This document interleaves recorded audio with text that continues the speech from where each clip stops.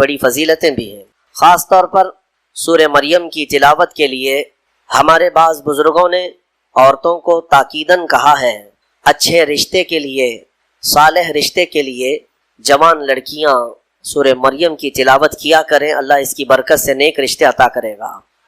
اور خاص طور پر حاملہ عورتیں بچے کی ولادت سے پہلے آسانی وضع کے لیے، ولادت کی آسانی کے لیے سورہ مریم کی تلاوت کیا کریں۔ حضرت بی بی مریم نہایت ہی پاکیزہ خواتین میں ہے، بلکہ دنیا کی سب سے پاک باز عورتوں میں آپ کا نام آتا ہے۔ آپ کی پرورش بیت المقدس میں ہوئی۔ جب آپ جوانی کو پہنچیں تو جوانی کو جب آپ آئیں تو ایک دن ایسا ہوا کہ جبرائیل امین علیہ السلام تشریف لائے اور یوں کہا کہ میں اللہ کی طرف سے تجھے ایک بیٹا دینے کے لیے آیا ہوں۔ حضرت بی بی مریم نے پکار کر کہا، مجھے بیٹا کیسے ہو سکتا ہے؟ انا یکون لی غلام ولم یمسسنی بشر ولم اکو بغیا، مجھے کیسے بچہ ہو سکتا ہے؟ آج تک مجھے کسی انسان نے چھوا بھی نہیں، کسی انسان نے مجھے، یعنی بلوغیت کے بعد کسی اجنبی مرد نے مجھے چھوا تک نہیں، ولم اکو بغیا، اور نہ ہی میں کوئی برے عادتوں والی عورت ہوں، تو مجھے بیٹا کیسے ہو سکتا ہے؟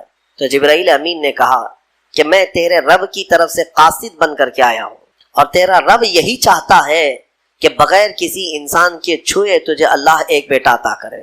قال کذالک قال ربک هو علی ہین، اور حضرت جبرائیل نے کہا کہ مریم یہ تمہارے رب کے لیے کوئی مشکل مسئلہ نہیں ہے، جو رب تعالیٰ بغیر ماں اور بغیر باپ کے آدم کو پیدا کر سکتا ہو، وہ صرف بغیر باپ کے ایک عیسیٰ کو کیوں نہیں پیدا کر سکتا؟ تو انہوں نے ایک پھونک ماری جبرائیل امین نے، فنفخت من روحی، نہیں یہاں پر آیت ہے حضرت جبرائیل علیہ السلام نے ان کو پیغام سنایا کہ اللہ تعالیٰ کی طرف سے تمہیں ایک بیٹا ہوگا، اور ان پر ایک پھونک ماری اور حضرت بی بی مریم حاملہ ہو گئی۔ اسی لیے عیسیٰ علیہ السلام کا ایک لقب ہے، ان کو روح اللہ کہا جاتا ہے۔ روح اللہ کہا جاتا ہے کیوں؟ اللہ کی روح نہیں، یہ اللہ تبارک و تعالیٰ کے امر سے، حکم سے، صرف پھونک سے آپ پیدا ہوئے، صرف ایک پھونک سے۔ بی بی مریم جب حاملہ ہو گئیں اب وہ گھبرانے لگیں۔ یہ تو پتہ ہے جب حضرت بی بی مریم کو معلوم ہے، ان کے رب کو معلوم ہے، لیکن دنیا کیا کہے گی؟ کیا لوگ ایسے ہی مان لیں گے؟ لیکن سارے لوگ حضرت بی بی مریم کی طہارت کو تو مانتے تھے، ان کی پاکیزگی کا سب لوگ اقرار کرتے تھے، لیکن جب آپ حاملہ ہو گئیں تو پھر اللہ تبارک و تعالیٰ کا حکم ہوا آپ کو کہ آپ آبادی سے یہ نکل جائیں، یہاں سے دور نکل جائیں۔ اور کھجوروں کا ایک باغیچہ ہے، اس میں وہ چلی گئیں جب ولادت کا وقت قریب آیا، اور اللہ تبارک و تعالیٰ نے انہیں وہاں جانے کا حکم دیا۔ اب وہاں جب وہ پہنچی تو درد کی شدت تھی آپ کو بھی، اور حضرت بی بی مریم نے درد زہ میں جو الفاظ کہے وہ بھی قرآن میں آیا، فناداها من تحتها اللہ تحزنی قد جعل ربکی تحتکی سریا، وہ پکارنے لگی اور یہ کہتی تھی یا لیتنی مت قبل هذا وکنت نسیا منسیا، اے کاش میں اس سے پہلے مر گئی ہوتی۔ یہ درد جو ہوتا ہے نا بچے کی ولادت سے پہلے، یہ بہت شدید ہوتا ہے، اور عورتوں کو اسی کا اجر بھی دیا جاتا ہے۔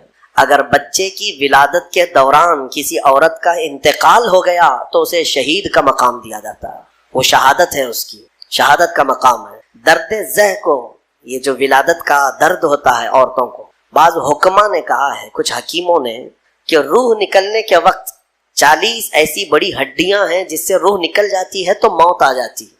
40 ہڈیوں سے جب روح نکل جائے تو موت آتی ہے۔ بچے کی ولادت کے وقت عورت کی 39 ہڈیوں سے روح نکل چکی ہوتی ہے۔ اب اس سے اندازہ کریں کہ وہ موت کے منہ میں قریب جا کر واپس آتی ہے۔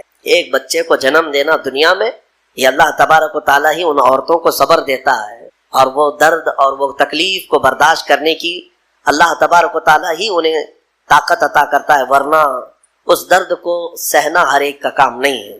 بہرحال حضرت بی بی مریم نے اس درد کی شدت میں جو پکارا وہ قرآن میں آیا ہے، قرآن میں۔ اسی لیے تو حدیث پاک میں بھی ملتا ہے کہ سوال ہوا میرے آقا صلی اللہ تعالیٰ علیہ وسلم سے کہ میں یا رسول اللہ اپنی بوڑھی ماں کو اپنے کندھے پر بٹھا کر حج کرا چکا ہوں، خانہ کعبہ کے ساتھ طواف، اور گرم زمین جس میں ننگے پیر میرے تلووں میں آبلے پڑ گئے، تو کیا میں نے اپنی ماں کا حق ادا کر دیا؟ حضور پاک صلی اللہ تعالیٰ علیہ وسلم کا جواب سنیں۔ ان سے فرمایا کہ تم نے اپنے کندھے پر اپنی بوڑھی ماں کو بٹھا کر حج کرایا، طواف کعبہ کروایا، تم اس کے حق کی بات کرتے ہو، جب تم اپنی ماں کے پیٹ میں تھے ایک جھٹکا تم نے جو لگایا تھا اس کا بھی حق نہیں ادا ہوا، کیونکہ بچہ جب گھومتا ہے پیٹ کے اندر ماں کے، ہر گھومنے کے وقت، ہر چکر کے وقت اس کا ایک الگ درد ہوتا ہے۔ 9 مہینے وہ بچوں کو اٹھاتی ہے۔ میرے عزیزو، اگر تمہارے پیٹ میں کھانا زیادہ ہو جائے تو پیٹ بھاری پڑ جاتا ہے اور آپ چل پھر نہیں پاتے، جلدی سے آپ سکون کی جگہ ڈھونڈتے ہیں کہ میں پیٹ خالی کر لوں یا ہلکا کر لوں۔ اور اس عورت کو، ماں کو اللہ نے 9 مہینے تک تمہارا بوجھ دیا اور وہ اٹھائے گھومتی رہتی ہے، پھرتی رہتی ہے۔ سیدہ بی بی مریم نے ولادت کے وقت یہ فرمایا، اس کے بعد رب تعالیٰ کی طرف سے یہ ان کو ندا آئی، کیا کہ جب وہ وہاں قریب لیٹی تھی ایک پتھر پر اور ان کے قریب میں ہی ایک کھجور کا درخت تھا، رب تعالیٰ نے فرمایا وَهُزِّي إِلَيْكِ بِجِذْعِ النَّخْلَةِ تُسَاقِطْ عَلَيْكِ رُطَبًا جَنِيًّا، مریم اس درخت کو پکڑ کر کے ہلاؤ، تم پر پکی تازی کھجوریں گریں گی۔ تو ولادت کا وقت ہے ان کا، عیسیٰ علیہ السلام کی پیدائش کا، اور حضرت بی بی مریم کو کھجور کا درخت ہلانے کا حکم ہوا، انہوں نے ہلایا تو پکی کھجوریں ان پر گری۔ رب تعالیٰ نے فرمایا فَكُلِي وَاشْرَبِي وَقَرِّي عَيْنًا، مریم کھا اور پی لے اور اپنی آنکھوں کو ٹھنڈی کر لے۔ مفسرین فرماتے ہیں درد زہ کے وقت اگر کسی عورت کو کھجور دیا جائے تو یہ قرآن پاک کے نسخے کے اعتبار سے اللہ تعالیٰ اس کے درد میں آسانی عطا فرماتا ہے، کیونکہ حکیم مطلق رب ذوالجلال نے حکم دیا بی بی مریم کو کہ کھجور کھاؤ، پکی کھجوریں تم پر گریں گی۔ تو کھجور کا حکم بھی ہے۔ ہمارے بزرگوں کے ہاں رواج تھا کہ ولادت کے وقت جب تکلیف زیادہ ہوتی تو وہ کچھ کھجوریں لا کر کسی امام کے پاس، عالم دین کے پاس لاتے کہ کچھ دم کر کے دے دیں کہ گھر میں ولادت ہونے والی ہے۔ اب کہاں ہے کون سا کھجور، کون سی مٹھائی، سیدھے آپریشن تھیٹر میں لے جانا ہے اور بند کرنا ہے، کاٹنا ہے پھر نکالنا ہے۔ خیر، اللہ تبارک و تعالی آج بھی جو لوگ اسلام پر چلنا چاہتے ہیں ان کے لیے آسانیاں عطا فرماتا ہے۔ یقیناً تھوڑی ہی دیر کے بعد حضرت عیسیٰ علیہ السلام کی ولادت ہوئی۔ یہ بیت اللحم جو جگہ ہے آج بھی وہ فلسطین میں ہے، بیت اللحم، جس پتھر پر حضرت عیسیٰ علیہ السلام کی ولادت ہوئی وہ جگہ آج بھی موجود ہے۔ پھر وہاں سے حضرت بی بی مریم نے اپنے بچے کو اٹھایا، کوئی نہیں تھا وہاں پر، ان کے حمل سے لے کر ولادت تک کوئی بھی قریب نہیں آیا اور نہ زندگی میں کبھی ان کو کسی نے چھوا۔ آپ نے گود میں اٹھایا، اب کیا کریں گی، بچہ آ گیا ہے۔ رب تعالیٰ نے فرمایا فَإِمَّا تَرَئِنَّ مِنَ الْبَشَرِ أَحَدًا فَقُولِي إِنِّي نَذَرْتُ لِلرَّحْمَنِ صَوْمًا فَلَنْ أُكَلِّمَ الْيَوْمَ إِنسِيًّا، مریم اب اپنی بستی کی طرف جاؤ گی، اگر کوئی انسان تمہیں نظر آئے، لوگ اگر نظر آئیں تو بات مت کرنا کسی سے، ان سے کہنا آج میں نے چپ رہنے کا روزہ رکھا ہے۔ ہاں، اس شریعت میں ہوا کرتا تھا چپ کا روزہ، خاموشی کا روزہ، کہ دن بھر خاموش رہنے کا بھی روزہ ہوا کرتا تھا۔ اب یہ بھی کیسے بتائیں گی، وہ اشارے سے۔ اس زمانے میں ہوتا تھا جب کوئی خاموشی کا روزہ رکھتا تو وہ اشاروں سے بات کرتا، سامنے والا سمجھ جاتا آج اس کا خاموشی کا روزہ ہے۔ کاش یہ روزہ اور بھی ہمارے ساتھ ہوا کرتا، لیکن اس شریعت میں ہمارے ہاں چپ کا روزہ نہیں ہے، خاموشی کا روزہ نہیں ہے۔ میں تو یہ سوچتا ہوں کم سے کم عورتوں کے لیے تو ہو جاتا۔ خاموشی کا روزہ بڑا ثواب ہے، وہ بہت بڑی غلطیوں سے، گناہوں سے بچ جاتی ہے۔ آپ کو اندازہ نہیں ہے، میرے آقا صلی اللہ علیہ وسلم نے زبان کو یوں 2 انگلیوں سے پکڑ کر کے فرمایا تھا، پکڑ کر کے تمہارے 2 جبڑوں کے بیچ میں گوشت کا ایک ٹکڑا ہے، حضور نے فرمایا کہ یہ انسان کو جنت میں بھی لے جاتا ہے اور دوزخ میں بھی لے جاتا ہے۔ ہاں، اور پھر ایک حدیث پاک ہے، حضور فرماتے ہیں 2 جبڑوں کے بیچ میں ایک گوشت کا ٹکڑا زبان، 2 رانوں کے بیچ میں ایک گوشت کا ٹکڑا شرمگاہ، جس نے ان 2 چیزوں کی حفاظت کی ذمہ داری لے لی، میرے آقا فرماتے میں اسے جنت میں لے جانے کی ضمانت دیتا ہوں، جنت میں لے جانے کی ضمانت دیتا ہوں، یہ 2 چیزوں کی اگر کوئی حفاظت کر لیا۔ خیر، حضرت بی بی مریم اپنے بچے کو لے کر کے آئی، لوگ دیکھنے لگ گئے کہ مریم ہے اور اس کی گود میں بچہ ہے، تو ظاہر سی بات ہے قوم کا جو رویہ ہوتا ہے، سیدھے پکار کر کہنے لگے یا اخت ہارون ما کان ابوک امرأ سوء وما کانت امک بغیہ، اے مریم یہ کیا کر لیا تو نے۔ اخت ہارون جو ہے اس وقت سب سے پاک عورت کو کہا جاتا تھا، اخت ہارون لقب کے طور پر حضرت بی بی مریم کو انہوں نے پکارا، نہ تمہارے باپ برے تھے نہ تمہاری ماں بری تھی، یہ تو نے کیسے کر لیا، یہ بچہ تیری گود میں کیسے آیا۔ فاشارت الیہ، انہوں نے اشارہ کیا اپنے بچے کی طرف، کیونکہ اللہ تعالیٰ کا حکم تھا اگر کوئی بات کرے تو بات مت کرنا، اپنے بچے کی طرف اشارہ کر دو، آج میں خاموشی کا روزہ ہوں۔ اشارہ کیا اپنے گود والے بچے کی طرف، 1 دن کا بچہ ہے، تو لوگ بول پڑے کہ تو اس کی طرف اشارہ کر رہے ہیں، قالوا کیف نکلم من کان فی المہد صبیا، ہم کیسے بات کریں اس سے جو آج گود میں ہے تیرے، آج کا بچہ ہے؟ قرآن میں ہے جب وہ لوگ بحث کر رہے تھے، قال انی عبد اللہ آتانی الکتاب وجعلنی نبیا، ابھی وہ بحث کر رہے تھے، عیسیٰ علیہ السلام گود سے ہی بول پڑے. کیا بولے؟ بولنے لگے اے لوگوں میں اللہ کا بندہ ہوں، انی عبد اللہ، اللہ نے مجھے کتاب عطا کیا ہے، وجعلنی نبیا، اور نبی بنا کر بھیجا ہے، وجعلنی مبارکن اینما کنت، اور جہاں میں رہوں گا برکت کا ذریعہ بنوں گا، اور اللہ تعالیٰ نے مجھے نماز کا اور زکوٰۃ کا حکم دیا ہے، اور میری والدہ کے ساتھ اچھائی کا سلوک کرنے، حسن سلوک کرنے کا حکم دیا ہے. اور پھر آخر میں عیسیٰ علیہ السلام اس جملے پر اپنی بات ختم کرتے ہیں. کون سا جملہ؟ والسلام علی یوم ولدت و یوم اموت و یوم ابعث حیا، سلامتی ہو اس دن پر جس دن میں پیدا ہوا اور جس دن میرا انتقال ہوگا اور جس دن مجھے اٹھایا جائے گا. اتنا بات کیا حضرت عیسیٰ علیہ السلام اور پھر خاموش ہو گئے. یہ معجزہ نہیں تو اور کیا ہے؟ گود کا آج کا بچہ اتنا وسیع انداز میں بول پڑا، تبھی جا کر کے قوم کی زبان چپ ہو گئی کہ یہ جو آیا ہے مریم کی گود میں یہ کوئی معمولی چیز نہیں ہے. ظاہر سی بات ہے جب رب تبارک و تعالیٰ کسی چیز کو بھیجتا ہے تو نشانیوں کے ساتھ بھیجتا. اب جتنے تھے وہ مان تو گئے کہ بی بی مریم کو کسی نے چھوا نہیں، یہ سچی ہے. اور جب گود کا بچہ بول رہا ہے تو یہ اور سچی بات ہے کہ محیر العقول چیز ہے، آج تک ہم نے کبھی دیکھا نہیں. عیسیٰ علیہ السلام بولے. پھر اس کے بعد عیسیٰ علیہ السلام کو حضرت بی بی مریم اپنے گھر تو لے گئی. یہاں پر رک کر کے میں ایک بات عرض کرنا چاہوں گا.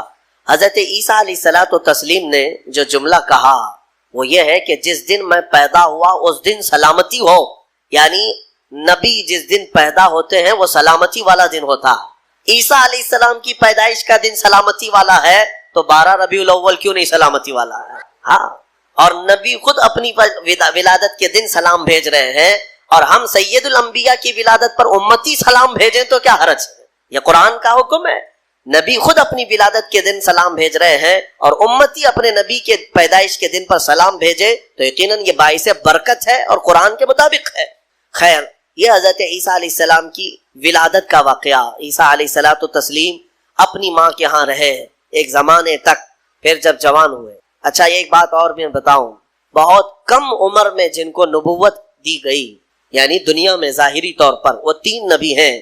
ایک حضرت عیسیٰ علیہ السلام جن کو گود میں ہی پیدائش میں دے دی گئی، دوسرے یحییٰ علیہ السلام جو حضرت بی بی مریم کے ہاں ان کے باپ حضرت زکریا علیہ السلام نے دعا کی تھی تو اللہ ان کو دیا تھا. یحییٰ علیہ السلام بھی پیدا ہوتے ہی نبی ہو گئے تھے، نبوت کے ساتھ دنیا میں آئے.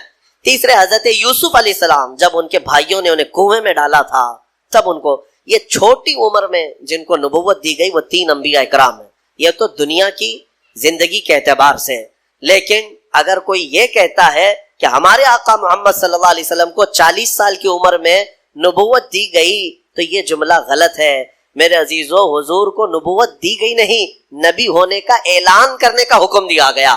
نبوت کب دی گئی وہ خود رسول سے پوچھو. میرے آقا فرماتے ہیں کنت نبیا وآدم بین الماء والطین، میں تو اس وقت بھی نبی تھا جب آدم علیہ السلام کو ابھی مٹی اور پانی میں گوندا جا رہا تھا. آدم علیہ السلام کا ابھی پتلا بھی نہیں تیار ہوا تھا. حضور فرماتے میں اس وقت بھی نبی تھا. تو نبی تو میرے آقا صلی اللہ علیہ وسلم پہلے سے تھے. بہرحال عیسیٰ علیہ السلام اللہ تعالیٰ کی ایک نشانی ہے، ان کی ذات ہی اللہ کی ایک نشانی ہے. کیونکہ عقل میں یہ آ جانا کہ بغیر باپ کے دنیا میں آئے جبکہ ان کی ماں کو کسی مرد نے چھوا نہیں.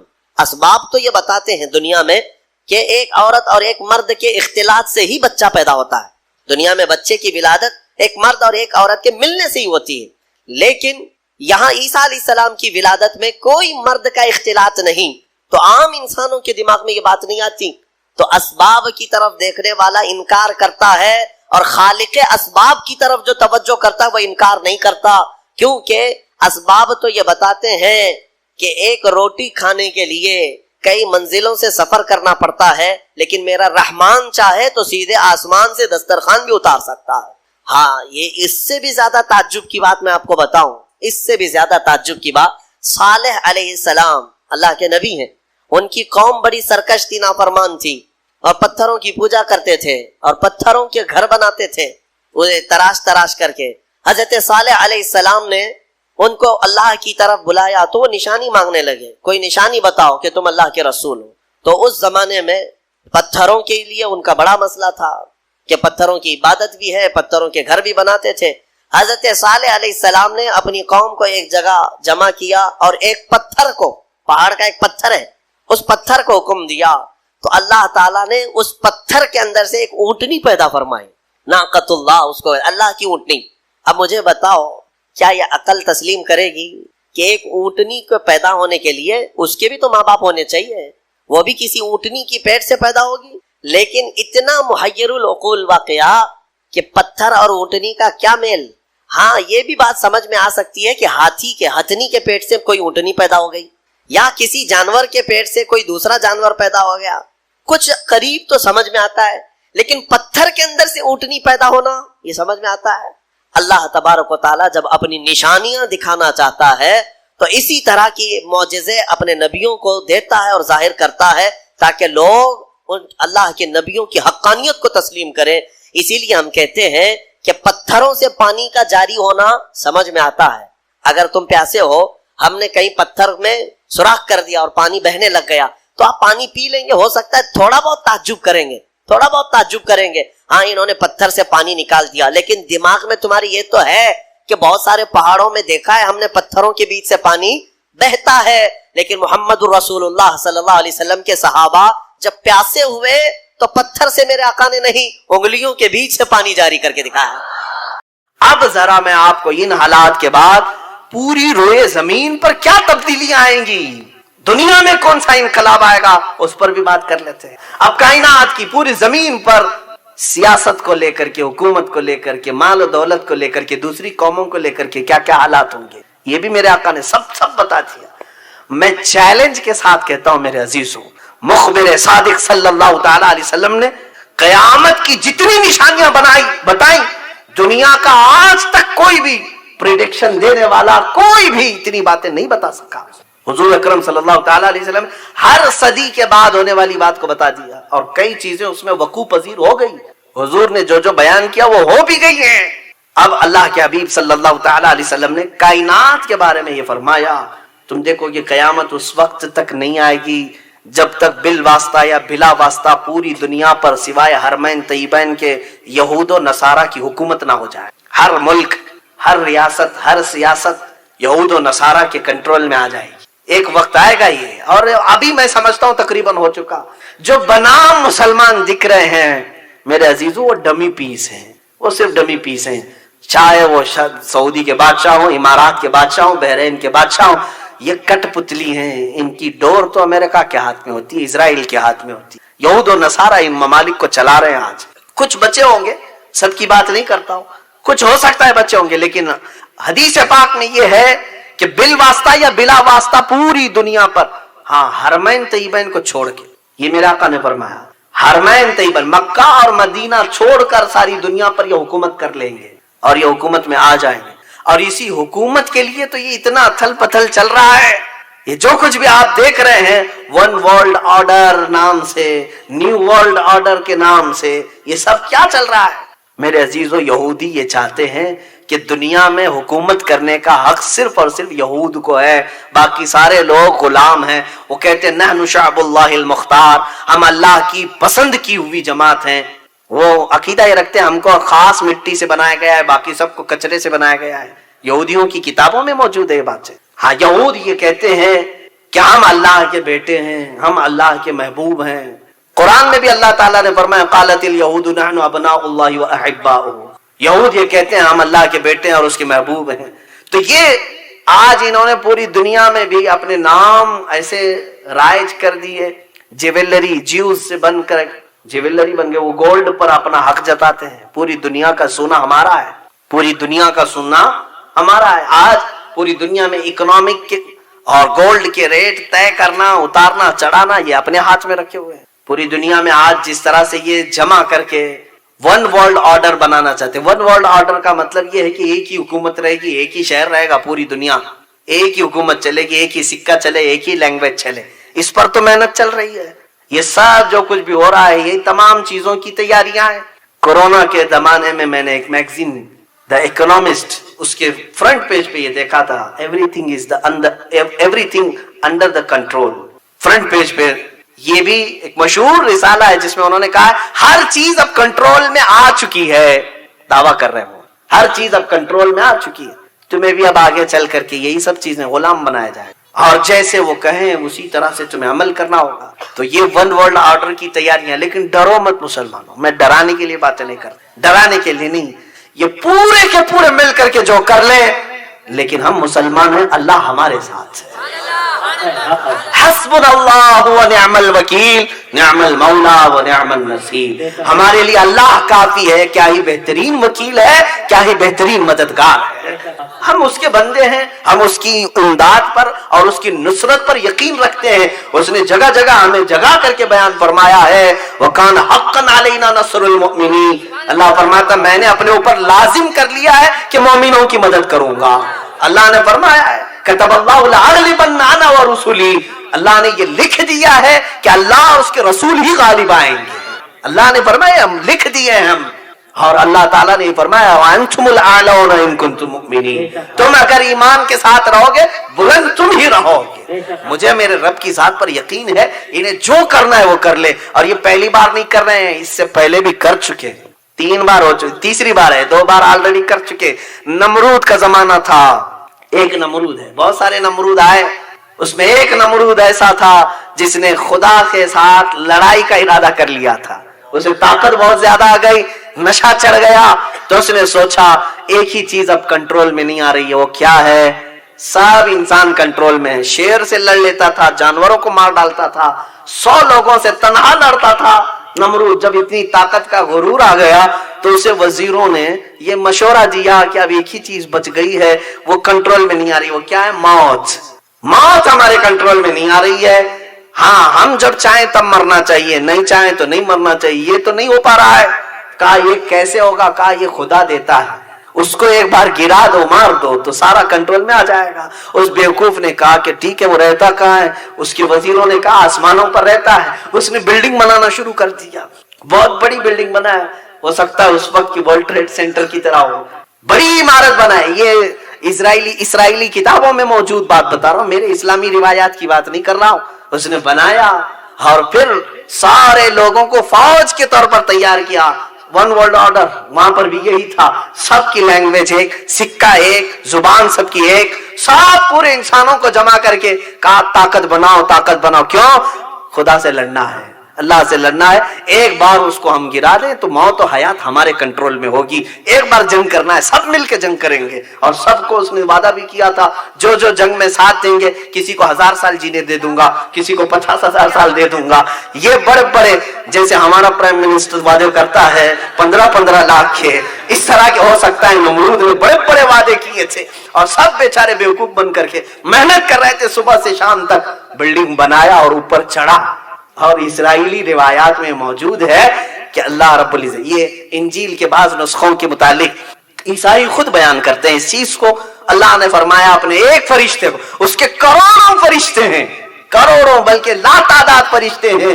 ارے میاں بارش جو برستی ہے، آپ کیا سمجھتے ہیں بارش اچانک دروازے کھول کے برسائی جاتی ہے؟ ابن عباس فرماتے ہیں بارش کا ہر قطرہ ایک ایک فرشتہ زمین پر رکھ کر جاتا